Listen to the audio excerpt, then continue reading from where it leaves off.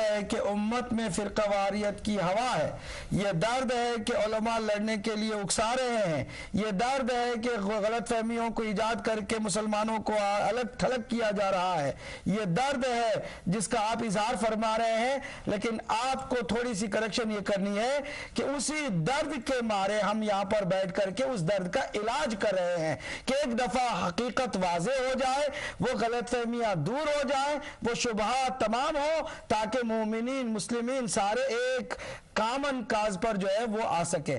بہت عمدہ آپ نے سوال کیا ہے، درد کا اظہار کیا ہے، اس کا علاج وہی ہے جو ہدایت ٹی وی سے اظہار حقیقت کے طور پر کیا جا رہا ہے۔ اس علاج کو بھی انشاءاللہ آپ پائیں گے تو آپ کے اندر بھی وہی ساری چیزیں کہ جو ایک درد مند مسلمان کے اندر ہوتی ہیں پیدا ہو جائیں گی۔ بہت بہت شکریہ آپ کا بھی۔ قبلہ میں ابھی اس سے زیادہ کالرز نہیں لے رہا ہوں اس لیے کہ ٹائم بہت ہو گیا ہے۔ ظہیر عباس صاحب نے بہت اچھا سوال کیا کہ جب ایک چیز طے کر لی ہے کہ بھئی ہم خلفائے ثلاثہ کو مانتے ہیں جو کہ معصوم نہیں تھے اور اس کے بعد علی ہیں، اب اگر اماموں کو معصوم مان لیں گے تو پھر ان کا کیا ہوگا؟ اس لیے وہ معصوم نہیں ہے۔ انکار عصمت کا کرتے ہیں جبکہ قرآن انشاءاللہ عنقریب ہم امامت کی بحث پر آئے۔ ایک دو جملے اس پر مختصر کریں تاکہ اگلے سوال کی طرف بڑھ سکیں۔ دیکھیں وہ جو ہے نا اصل میں یہ ہوتا ہے کہ اس صف میں شامل کرنے کے لیے کچھ جو ہے نا وہ اعتدال کی جو پالیسی جس طرح ہم نے پہلے ہی جو ہے نا وہ اس کا مطلب یہ نہیں ہوتا ہے کہ اوپر سے جو ہے نا وہ نیچے ڈریگ کریں اور نیچے کو جو ہے نا اوپر لا کے بالکل برابر کر دیں۔ اس کو نہ اعتدال کہتے ہیں، نہ عدل کہتے ہیں اور نہ انصاف کہا جاتا ہے۔ حق اور حقیقت یہ ہوتی ہے کہ جو جس لیول پر ہے اسے اسی لیول پہ رکھنا، اس کو حق اور حقانیت اور عدل اور عدالت کرتے ہیں۔ اور بعض جو ہے نا وہ کیا کرتے ہیں کہ کسی کو ملانے کے لیے یعنی اوپر لانے کے لیے بعض کو، اور جو اوپر والا ہے اس کو نیچے لینے کے لیے، یہ جو ایک سلسلہ ہے کہ ہم سارے ہی برابر ہیں اور سارے ہیں، یہ ایک بہت بڑی جو ہے نا غیر منصفانہ ایک پالیسی رہی ہے کہ جس کا بنیاد بنو امیہ نے رکھی ہے۔ اور یعنی امام معصوم ہیں انشاءاللہ ناظرین، بہت جلد آپ قرآن سے، سنت مؤکدہ سے، سنت رسالت مآب سے، عقلی اور نقلی دلائل سے آپ ضرور معصوم ہونے کو سنیں گے۔ اب اگر ہم ثابت کر دیں اس کے باوجود کوئی کہے کہ میں نہیں مانتا ہوں تو پھر تو اس کو سیدھی سیدھے کہنا چاہیے کہ قرآن کو نہیں مانتا ہوں میں رسول کے فرامین کو نہیں مانتا ہوں۔ یہ تو جرات نہیں کرتے کہ میں نہیں مانتا ہوں، لیکن کہہ دیتے ہیں کہ معصوم امام کو نہیں مانتے۔ نہ ماننے پر کوئی دلیل لے کے آؤ، یہ بھی ان کے پاس دلیل نہیں، سوائے اس کے کہ کہتے ہیں کہ ہم مانتے ہیں خلفائے ثلاثہ ان سے افضل ہے، علی سے افضل ہے، اور علی معصوم ہو، یہ کیسے ہو سکتا ہے؟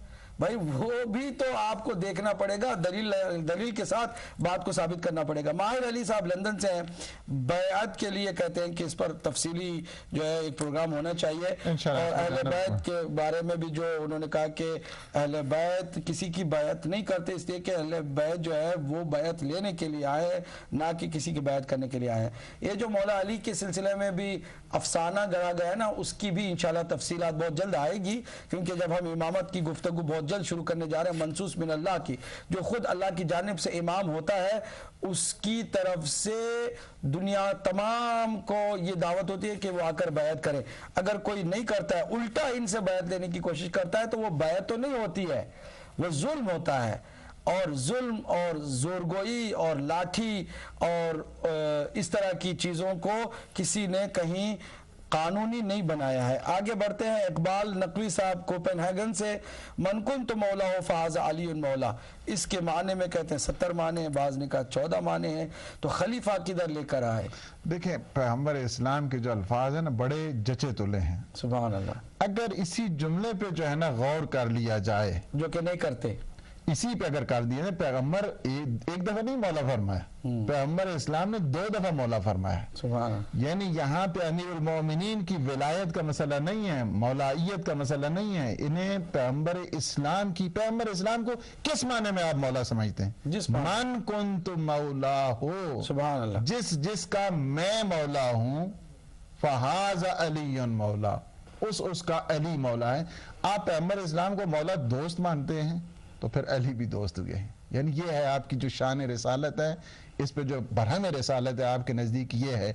آپ اس کو یعنی اسی وجہ سے، ورنہ ایک ہی دفعہ کہا جاتا کہ جو ہے نا وہ علی جو ہے نا تمہارے مولا ہیں، کافی تھا. لیکن نہیں، پیغمبر اسلام نے اس کو تناسب بنایا، نسبت بنائی، اپنے ساتھ رشتہ جوڑا ہے. پیغمبر اسلام نے فرما دیا کہ من کنت مولا ہو فہذا علی مولا، جس کا جس انداز کے ساتھ میں مولا ہوں اسی انداز کے ساتھ یہ علی تمہارا مولا ہے. تو بس اسی جملے پہ اگر غور کر لیا جائے تو میں کہتا ہوں کہ یہ ساری جتنی معرفت کی گرہ ہیں کھل جائیں گی، اور جو بغض اور اناد اور جو یہ بالکل نچلی سطح کی جو سوچ ہے اس کی، چونکہ کام وہی گرانا ہوتا ہے نا، گرانا ہے، برابر کرنا ہے دوسروں کے ساتھ. بہت خوبصورت. اب رہی بات یہ کہ رسول اللہ کو کیا پریشانی تھی کہ وہ لفظ خلیفہ استعمال کرتے. ہمارے اس محترم فاضل دوست جس کسی نے بھی یہ بات کہی ہے اس کے علم میں بھی اضافہ ہوگا ان قریب جب ہم پروگرام لائیں گے. اور رسول اللہ نے کہاں علی کو خلیفہ بھی کہا ہے تب بھی نہیں مانتے ہیں، اور چاہتے ہیں کہ غدیر کے اس جملے کے اندر خلیفہ لفظ آ جائے، اس کے بعد اس سے پہلے لگاتار خلیفے کا لفظ بھی استعمال ہوا ہے. وہ بھی انشاءاللہ آپ کی خدمت میں پیش کریں گے تاکہ اس طرح سے بھی آپ کی تسلی ہو جائے. لیکن کیا کیا جائے کہ ٹھان لیا گیا ہے کہ ہم حکومت والوں، اقتدار والوں کے ساتھ چلیں گے، لیکن اللہ والے جو اللہ کا سلسلہ ہے اس کے ساتھ نہیں چلیں گے. مقصود حسین سید صاحب واٹفورڈ سے 4 بیٹیوں کی بحث کو لے کر کے عجیب و غریب باتیں کی گئیں، اور اس پر جو ہے یہ کہا گیا کہ یہ شیعہ جو حضرات اولاد میں تفریق کیوں ڈالتے ہیں. یہ رسول اللہ نے کیا نعوذ باللہ کوئی اولاد میں تفریق ڈالی ہے؟ لگتا یہ کہ ہمارے بھائیوں کو ابھی تک یہ نہیں پتا چلا کہ فضیلتیں رشتہ داریوں میں نہیں ہوتی ہیں. اس پر تھوڑی سی وضاحت فرما دیں. دیکھیں جہاں تک ہے نا پیغمبر اسلام کی جو بیٹیاں بناتے ہیں یہ اس طرح ہے، اصل میں وہی ایک جو ہے نا سلسلے کو برابر کرنے کی ایک کوشش کی جاتی ہے. آپ پیغمبر کی ایک بیٹی نہیں، پیغمبر کی 500 بیٹیاں بنائیں، 500 بیٹیاں بنائیں پیغمبر اسلام کی. ساری کی ساری جو جتنی بیٹیاں ہیں نا ساری کی ساری پیغمبر اسلام کی بیٹیاں ہیں، اس میں کوئی شک نہیں، ساری کی بیٹیاں ہیں. لیکن بات یہ ہے، دیکھنا یہ ہے کہ جو مباہلہ میں ہے وہ ایک ہی بیٹی ہے، جسے سیدۃ النساء العالمین کہا ہے وہ ایک ہی بیٹی ہے. جو چادر تطہیر کے نیچے ہے وہ ایک ہی بیٹی ہے. جس کے لیے سورہ حل عطا نازل ہوئی ہے وہ ایک ہی بیٹی ہے. جس کے لیے سورہ کوثر نازل ہوئی وہ ایک ہی بیٹی ہے. جس کے لیے قرآن پورا کا پورا قصیدہ بن کر آ رہا ہے وہ ایک ہی بیٹی ہے. یہ بیٹیوں کے چکر میں اس وجہ سے تو نہیں فضیلت بن جاتی ہے نا رشتہ داری میں. پیغمبر اسلام ہمیشہ ذمہ داری اور اس صلاحیت کی بنیاد پہ یہ سارے تمغے دیا کرتے ہیں، رشتہ داری کی بنیاد پر نہیں ہوتے ہیں کہ سیدۃ النساء العالمین کو رشتہ داری نہیں ہے، یا اللہ سبحانہ وتعالی سورہ حل عطا نازل کرتا ہے رشتہ داری کی بنیاد پر، یا پیغمبر اسلام انہیں آیا مباہلہ کے لیے یا مباہلہ کے لیے لے کر جاتے ہیں تو رشتہ داری کی بنیاد پر ہوتا ہے، یا جس کے لیے قربا کہہ دیتے ہیں جی وہ رشتہ داری کی بنیاد پر ہوتا ہے. یہ ان کے علو مرتبہ پہ دلیل ہوا کرتا ہے. سبحان اللہ. بہت ہی خوبصورت جواب، مختصر جواب ہے. ناظرین واقعا بھی غور کریں کہ ہم کس چکر میں پڑے ہوئے ہیں. رشتہ داری نبھانے کی بات اور رشتہ داری سے فضیلت حاصل کرنے کی بات، اگر ایسی ہوتی تو حضور اپنے چچا جو سگے چچا ان کو فضیلتوں سے نواز دیتے کہ جن کو اللہ سبحانہ تعالیٰ نے پورے ایک سورے میں مذمت کا نشانہ قرار دیا. بہرحال بہت خوبصورت گفتگو سنی ہے. شہزادی کونین فاطمہ الزہرا سلام اللہ علیہا کا ذکر ہم اپنی طرف سے نہیں کرتے ہیں، یہ بھی آپ کو غلط فہمی ہو گئی ہے تو دور کر لیجئے گا.